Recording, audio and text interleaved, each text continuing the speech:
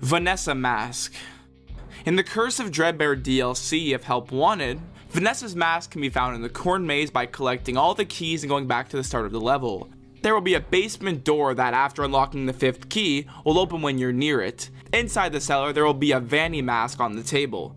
Putting it on will end the minigame. You can then find the mask in the prize corner at any time if you've completed both the main story and the DLC. You can get special dialogue by looking at the Glitch Spring Bonnie plush while you can hear Glitch Trap. You can hear what Vanessa is saying in response. 5th power usage bar in FNAF 1. If you close both doors, turn on one of the lights, and go on the cameras, a 5th power bar will pop up for a split second before disappearing. This is because the light turns off after you put the camera up. Fredbear and Friends 1983. In the nightly minigames from FNAF 4 on the television in the living room, sometimes a show called Fredbear and Friends will appear. The show apparently had Fredbear, Foxy, Bonnie, Chica, Freddy, and maybe Spring Bonnie. He doesn't appear on the show and screens, but he does appear normally alongside Fredbear, so I'm not overly sure. Withered Bonnie's white eyes. This refers to how in FNAF 2, Withered Bonnie's eye color is inconsistent. His eyes are usually red except for in Party Room 1, the left air vent, and weirdly enough, the title screen, in which case they are white. Some fans have speculated that this is either because the light is shining really brightly, making them appear white, or this is being done by the spirit inside of him, similar to how Freddy and the other animatronics can have glowing eyes when appearing ghostly. My friend who created this Iceberg, Natter John, thinks it's because his eyes are red when he goes into attack mode, i.e. when he sees Jeremy, like when he's in the hallway or in front of him in the office. It's a pretty good theory, and I do believe this is the most likely reason. Button inconsistencies. This refers to how Balloon Boy and Nightmare Fredbear's buttons constantly change colors. They're either black, white, or one of each. Unlike Withered Bonnie's eyes, there is no explanation at all for this. Lives. This is referring to a cut mechanic from the first 3 FNAF games. In the early gameplay footage shown on Scott Cawthon's YouTube channel, you can see a Stickman graphic along with a number 1. In the 2nd and 3rd games, the Stickman appears in the files alongside this Lives graphic. Smike. Michael Shivich, otherwise known as Smike, is a Canadian gaming YouTuber who made many how-to, facts, theories, and top 10 style videos based on FNAF. Smike's channel started in 2011, mostly consisting of Skyrim how-tos and quick playthroughs. Throughout the years, he began doing top 10 videos, again, mostly about Skyrim. In August 2014, FNAF came out on Steam, and due to the game's strange and unsolved plot, many were left wondering about the game. That's when Smike began gathering information and making top 10 videos about FNAF. From that point onward, his subscriber count skyrocketed. However, somewhere around September 27, 2015, all of his top 10 facts videos were deleted by YouTube due to his use of fan art in his videos, as some artists didn't consent to their work being in his videos. Several of them wrote copyright material on his videos, and their reports were successful.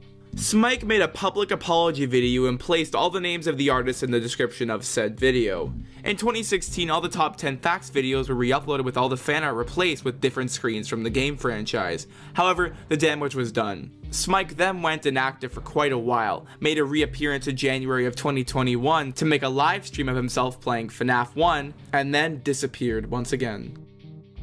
Drowning in the lake. In FNAF World, one of the main mechanics is going between glitch worlds. If you find a glitching object and touch it, you can be taken to an 8-bit glitching world where you can get to another part of the regular map. However, you can find another glitching object in this glitch world, where you can go into another glitch world. Do this a couple more times and you'll reach an 8-bit red lake with someone named Old Man Consequences fishing. If you walk into the lake, you'll drown and start falling. When brought back to the menu, a trophy of Freddy's sprite is unlocked. You can also be brought to the lake and drown in said lake in UCN if Old Man Consequences is set to 1. Doing so will unlock the Freddy trophy and finale if your save file is empty. Rick Astley. Rick Astley is the man behind the slaughter! I'm just kidding. But this entry isn't a joke. In the ending of Sister Location, when Michael Afton looks at himself in the mirror after being scooped, his silhouette is seemingly that of Rick Astley. The exact image of him hasn't been found yet, but it is seemingly him, judging by the shoulders, head shape, and that classic 80s hair. Beta designs for the fun times. This refers to the early designs for Funtime Freddy and Foxy that can be found in Sister Location's Extras menu. It's worth noting that Funtime Freddy didn't originally have the Bon Bon hand puppet, and he was more of a reddish pink as opposed to a purple pink. On the contrary, Funtime Foxy was more purplish than pink in her beta design. Help me. This refers to how the sounds that Springtrap makes when he moves around in FNAF 3 sound like he's saying help me. This, however, is just a coincidence, as the noise Springtrap makes are actually alpaca noises with a lower pitch and echo effect. Illusion discs. Illusion discs are objects introduced in the novels. Why did I say it like that? They are flat discs about the size of a $50 coin. They were created by William Afton for his animatronics. These discs employ 5 high-pitched frequencies that constantly change. The noise is only detected by the subconscious, which becomes overwhelmed with the sound wave patterns. This causes the listener's mind to perceive something as not what it really is. A side effect of these frequencies is feeling sick. They are used on the twisted animatronics to either make them appear super cute and cuddly, or really scary looking. It's revealed that once a character in the novel breaks the discs, the twisted animatronics are actually just bare endoskeletons. They are also apparently used in the games, as people suspect that the nightmare animatronics are using these discs to make them appear scarier. People think that William is using these discs to make his son fear the animatronics to keep him safe. You can also seemingly see one of these illusion discs when repairing Funtime Freddy in Sister Location. Mediocre melodies, whispers, in Ultimate Custom Night. Whenever one of the mediocre melodies speaks, a whisper can be heard echoing what they are saying. The voice could be baby, but it's hard to tell as it's so quiet. Here's an example. We've only just begun. I will never let you leave. I will never let you rest. I'll never let you rest. Night 8. Night 8 is a glitch in the first 2 FNAF games, but most famously in FNAF 2. Upon completing nights 1 to 7, if the player scrolls their mouse over all the options on the main menu rapidly, players can see the night under the continue option flicker between night 5 and night 8. This has led people to believe that a secret night 8 level exists. However, this is just a glitch. This is because the night 8 option isn't generated on the main menu because the game's update loop isn't running fast enough to match the mouse scrolling through the options repeatedly. Buff Helpy. Buff Helpy is an image meme within the Dawko and FNAF communities. The image is just Helpy's head photoshopped onto a muscular man. He first appeared as one of the many memes in Dawko's meme review video, FNAF Meme Review 2.0. He has since then appeared in every following meme review video, with people making even more creative versions of him. Yellow Bear. Yellow Bear was Golden Freddy's original name, as shown by the files of the first game. The first use of the name Golden Freddy was by Markiplier, and since then, it has supposedly stuck. The first canon appearance of the name was FNAF 2's Custom Night. Jack Black. Jack Black is an American actor, singer, and songwriter. He's appeared in numerous films and television shows. He's also created TikTok content related to the FNAF franchise. He's sung the Living Tombstone's FNAF 1 song on several occasions, claimed to be a mofo Springtrap, and has even played the games and reviewed them. This led people to believe he would have been in the FNAF movie. He was not. Toxic Song. This refers to an unused attack in FNAF World, and most likely would have poisoned enemies as with Toxic Bite, and may have been usable by Phantom Mangle and Springtrap since their fixed counterparts, Funtime Foxy and Spring Bonnie, are the only characters with Cosmic Song.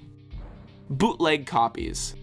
This refers to several unofficial and quite awful free FNAF clones you can find on the internet. They are basically choppy, low frame rate, and just overall worse versions of the games. They can be found on those websites where you can play millions of games that are questionably legal.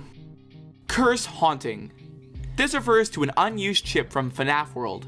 Presumably, it would have used Haunting on all enemies from the start of the battle, or else a Ghost Freddy would appear and stun an enemy occasionally. The chip may have been replaced with the green chip Quick Start Party, which stuns enemies for the first few seconds of a battle. Freddy Bear. This refers to Freddy's original name, Freddy Bear. We already mentioned this, but this is obviously a play on Teddy Bear. We've already said that the Kickstarter for the original game housed his name, but it actually appears somewhere else. The Steam page for the first game still calls Freddy Freddy Bear. This actually might have been where Fredbear's name came from.